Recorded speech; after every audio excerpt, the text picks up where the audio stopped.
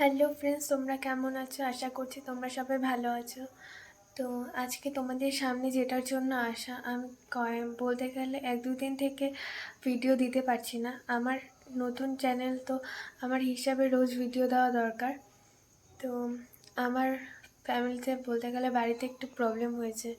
Problem বলতে আমার দিদি হসপিটালে ভর্তি। তো 6-7 দিন থেকে জ্বর। তো এমনি নর্মাল প্রাইভেটে ডক্টর দেখিয়েছে, বাট জ্বর কমছে না। তো সেটার জন্য আজকে নার্সিংহোমে ভর্তি করেছে। এখন হচ্ছে মেরিনা নার্সিংহোমে আছে।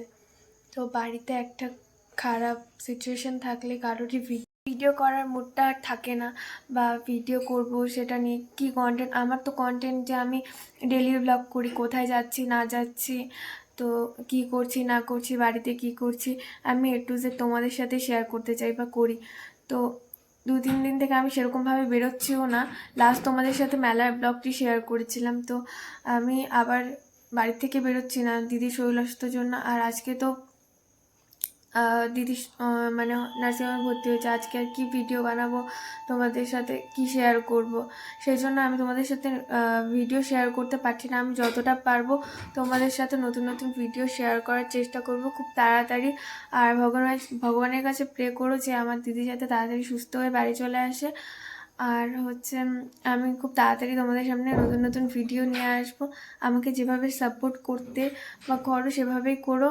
আর আমার ভিডিওটি ভালো লাগলে লাইক, কমেন্ট, শেয়ার, সাবস্ক্রাইব করে দিও।